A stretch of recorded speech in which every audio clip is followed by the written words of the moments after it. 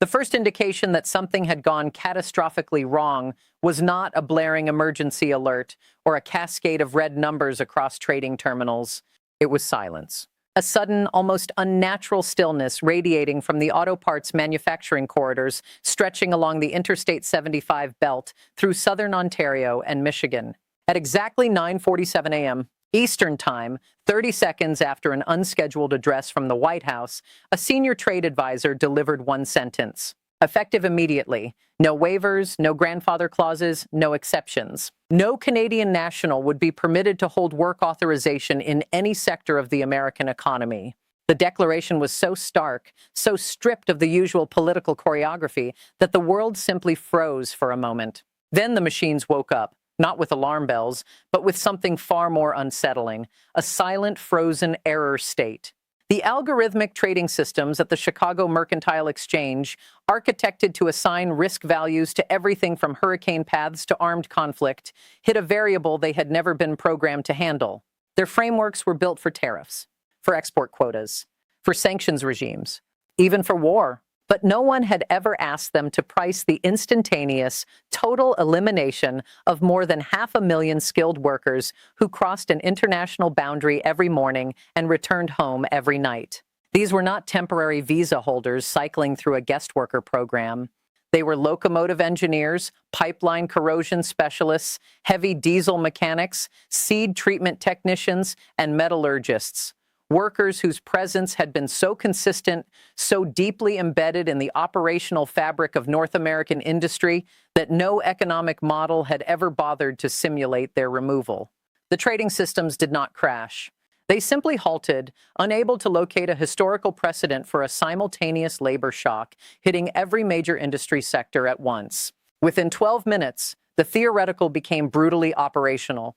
In the rail classification yards of Minot, North Dakota, Canadian locomotive engineers who had legally crewed cross-border freight under agreements predating the Interstate Commerce Commission were pulled from their trains by Border Patrol agents executing the new directive. These individuals were not visa holders in any conventional sense. They operated under a continuous service framework written in an era when the border was a cartographic formality, not a labor barrier. The trains stopped moving. Each idle locomotive was hauling 11,000 tons of North Dakota spring wheat, bound for milling facilities in Manitoba. That grain was already sold. Settlement was due in 48 hours. The buyers, Japanese flour millers who recognized neither late delivery nor political labor policy as force majeure, had long-standing alternative relationships with Australian and Ukrainian suppliers who had been watching this moment carefully. The first calls from Tokyo did not go to Washington. They went to Sydney and Odessa. This was the first of many paradoxes that would define the following hours. Moments where political assumptions collided with operational reality and shattered on impact. The rhetoric leading up to the announcement had been focused almost entirely on white-collar sectors. Software engineers in Toronto drawing American salaries from home offices. Financial analysts in Vancouver billing New York rates. The populist narrative had hammered on remote work, on digital labor arbitrage, on an intangible unfairness that had become a political rallying point. But the immediate violent systemic reaction came not from the digital economy. It came from the physical one, from the heavy industries that never appear in campaign speeches and rarely enter public consciousness until the day something stops functioning. Canadian crews operate 62% of the heavy maintenance facilities for American rail rolling stock across the Northern Corridor. These are not jobs that appear on economic development brochures. They involve working beneath locomotives in Bismarck, Fargo, and Duluth, replacing brake assemblies, rebuilding fuel injection systems, performing the unglamorous mechanical work that keeps freight moving. Without them, BNSF and Canadian National simultaneously lost 40% of their qualified mechanical workforce. Norfolk Southern issued an internal advisory within hours, warning that locomotive availability would fall below reserve thresholds within 96 hours. Reserve thresholds are not a cushion for operational convenience. They are the legally mandated floor below, which safety certifications cannot be maintained. Below that line, trains do not run slower. They do not run at all. But the real structural fault line, the one that would convert a severe labor disruption into a full continental infrastructure failure, opened on the energy side.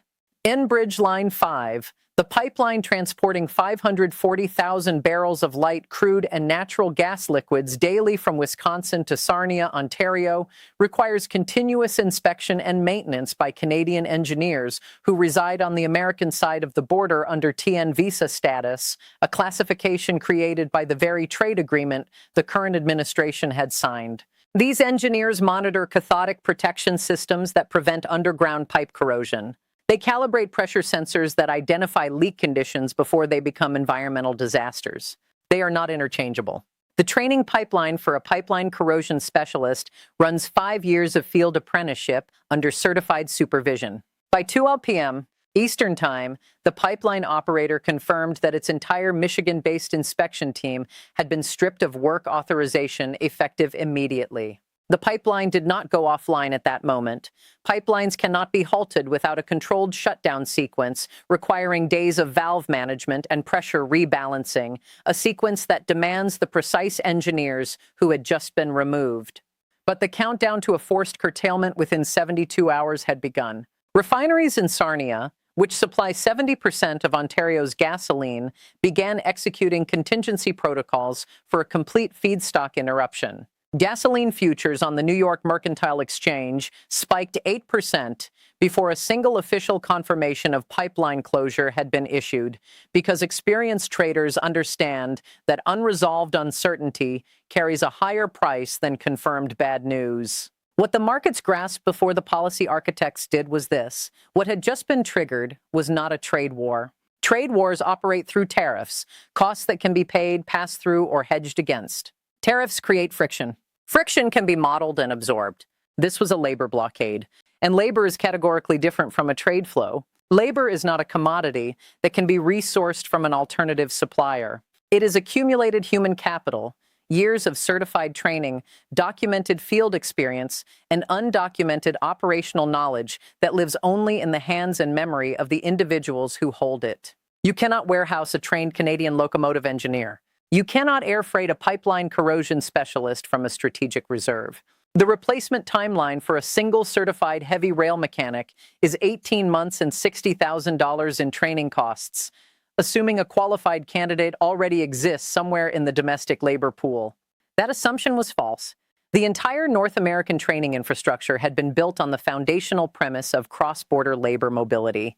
Remove that premise and the infrastructure collapses inward. Wall Street analysts who had previously categorized the political rhetoric as theater began running models they had never constructed before, models attempting to quantify the physical impossibility of decoupling an integrated labor system from a just-in-time supply chain without triggering cascading structural failure. One senior economist at a major investment bank was reported to have told a client directly that the firm's models had assumed a maximum cross-border labor disruption scenario of 5%. The actual number delivered that morning was 100%. By the close of futures trading, soybean oil had risen 9% on projections that Canadian processing facilities, which crush 40% of American soybeans into oil and meal, would face operational slowdowns once the reciprocal labor logic rippled northward. The Canadian facilities had not yet lost their American technical staff because the directive applied only to Canadians working in the United States, not to Americans working in Canada. But the expectation of Canadian retaliation was priced in within hours. The assumption of symmetry was instantaneous. Prime Minister Mark Carney responded the way central bankers respond to a liquidity crisis. He moved decisively before the situation stabilized, understanding that in a crisis of confidence, the first actor to define the terms controls the narrative. Carney had managed the Bank of Canada through the 2008 financial collapse and piloted the Bank of England through the 2016 Brexit shock. He understood something that career politicians frequently miss. Visible, rapid action resets the psychological frame of a crisis, regardless of the economic mechanics that follow. Within 4 hours, Carney announced that all American financial institutions operating in Canada would be required to file daily compliance documentation on any transaction touching cross-border payroll structures. This was not a tariff. It was not a labor ban. It was a regulatory surveillance instrument designed with forensic precision to make American banks so fearful of inadvertent compliance failures that they would preemptively freeze Canadian payroll accounts for American remote workers operating from Canadian addresses. A single violation under Canadian financial law carried a penalty exposure of up to $25 million. No institution would assume that risk for payroll convenience. The retaliation was surgical, asymmetric, and devastatingly effective. Within 6 hours of the announcement, 3 major American banks had instructed their Canadian subsidiaries to suspend all payroll processing for American nationals working remotely from Canadian addresses. Those American workers, people entirely uninvolved in the original policy dispute, began receiving notices that their direct deposits would not clear. The policy designed to protect American workers had rendered American workers abroad unable to receive their own wages. The irony was not lost on anyone. Then came the port disruption, and with it the first evidence that global supply chains were not waiting for diplomatic resolution. The Port of Vancouver processes 90% of Canada's containerized export volume to the United States. But crane operations, gate management systems, and chassis pool logistics are administered by a joint American-Canadian labor force. American logistics supervisors working in Vancouver suddenly found themselves in an impossible position, not because Canada had revoked their authorization, but because the United States had invalidated their credentials for their Canadian-based roles. The port did not shut down, but throughput dropped 30% within 24 hours. The backlog reached Los Angeles and Long Beach 42 hours later, as vessels that normally executed quick turnarounds in Vancouver sat waiting 5 days for berth assignment. The shipping lines did not wait for diplomatic resolution. 2 of the world's largest container carriers simultaneously announced rerouting of all Canada-bound American cargo through Prince Rupert, a deep water facility with no rail capacity adequate to absorb the volume. The rail bottleneck collapsed onto the single-track corridor through the Fraser Canyon, where Canadian National operates 1 passing siding for every 18 miles of line. Transit times that normally ran 18 hours extended to 48. Perishable cargo, fresh produce, pharmaceutical products, refrigerated protein began arriving at temperatures that violated handling standards. Insurance claims were filed within 72 hours. The consequences for American agriculture were not merely disruptive. They were structurally transformative. The spring planting cycle across the northern plains depends on Canadian seed treatment technicians, soil analysts, and equipment calibrators who cross the border daily for a 12-week window each year. These are not credentialed professionals in any conventional sense. They are precision technicians who operate seed-treating equipment applying fungicide compounds and biological inoculants to wheat, barley, and canola at calibration tolerances measured in grams per hundredweight. The knowledge base is narrow, the skill set is specific, and the workforce is Canadian. North Dakota State University's Extension Service estimated that without this specialized labor, 85,000 acres of durum wheat, the high-protein variety used for pasta and specialty flour products, would not be planted that season. Italian millers, who source 40% of their durum from the northern plains, began calling Australian and Kazakh suppliers within 6 hours of the announcement. Those suppliers raised asking prices 12% immediately. The premium would not reach the American farmer. It would go to the farmer who could deliver. The American farmer at that moment could not deliver. Fall delivery contracts were being rewritten in real time. American supplier names were being replaced. The agricultural disruption carried a second layer that most observers missed in the initial hours. The announcement coincided precisely with the opening of the Great Lakes shipping season, the narrow annual window when the St. Lawrence Seaway is navigable and bulk carriers can move grain from Thunder Bay to Montreal for global export. Those carriers are crewed by Canadian mariners holding United States Coast Guard licenses, which authorize them to operate in American waters. Those licenses were now void. The grain that could not be planted in the fields also could not move through the waterways. Grain already stored in elevators across Minnesota, and the Dakotas had no viable route to Tidewater without Canadian crews. Alternative rail routes to Gulf Coast and Pacific Northwest ports were already operating at maximum capacity constrained, in part, by the locomotive engineer shortage.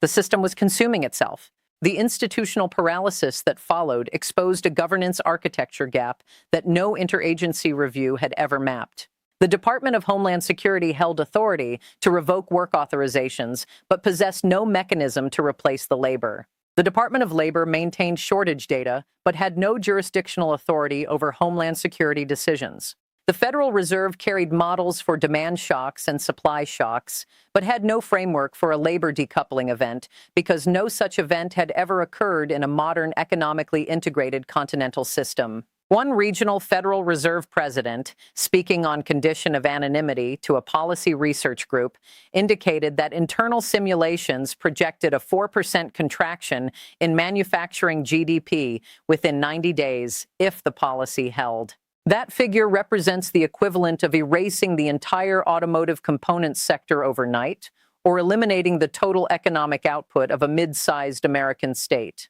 The Fed president added, with unusual candor, that the models were almost certainly understating the damage because they had no method for quantifying the loss of tacit knowledge, the undocumented operational expertise residing in workers who had executed the same specialized tasks for 2 decades. Carney addressed the nation in a live broadcast that felt less like a political address and more like a risk assessment briefing delivered by someone who had managed sovereign financial crises on 2 continents. He stated plainly that the United States had just imposed a labor embargo on itself because every Canadian working in the American economy was simultaneously enabling an American industry sector for which no domestic replacement existed. He offered no symmetric labor retaliation because Canada did not require it. The asymmetry was already operating in Canada's structural favor. Canadian ports would prioritize cargo from every nation except the United States. Canadian rail would reallocate rolling stock to domestic corridors and trans-Pacific routes. Canadian energy would move to European buyers, not at a discount, but at a rerouting premium that American refiners would ultimately absorb as elevated feedstock costs. Carney, the economist who had written his doctoral thesis on labor mobility theory, understood what the policy architects had not modeled. The decision had constructed a one-way door. Workers who departed the American labor market would not return, not because of prohibition, but because they would rebuild careers in markets that did not carry the risk of sudden political cancellation. Institutional memory, once transferred, does not transfer back. Global buyers responded with their characteristic absence of sentiment. Japanese automotive manufacturers dependent on just-in-time transmission components crossing the Detroit River began air freighting equivalent parts from Mexican facilities at 6 times the per-unit logistics cost. The cost differential was operationally irrelevant. What mattered was supply chain reliability. Mexican facilities offered labor that could cross borders. Canadian facilities at that moment did not. Korean shipbuilders requiring Canadian steel plate processed through American mills by Canadian metallurgists canceled 3 active contracts and rewrote procurement specifications for European plate from German and Swedish suppliers. The European plate carried higher unit costs and different metallurgical properties requiring press retooling. Retooling timelines ran 6 months. The shipbuilders accepted the delay without negotiation. The alternative was open-ended uncertainty, which no procurement officer can price or plan around. These rerouting decisions were not temporary operational workarounds. They were permanent supply chain reconfigurations. Once a supply chain absorbs the sunk cost of rerouting, those costs become the fixed infrastructure of new commercial relationships. The previous routes do not remain available as fallback options. They atrophy. The institutional knowledge supporting them disperses. The relationships that sustained them redirect to new counterparties. The old routes become operational history. By midnight, a single, clear-eyed understanding had settled simultaneously across every major trading desk, every rail yard operations center, every grain elevator office from Manitoba to Montana, every refinery control room from Sarnia to Edmonton, and every port authority administration from Halifax to Houston.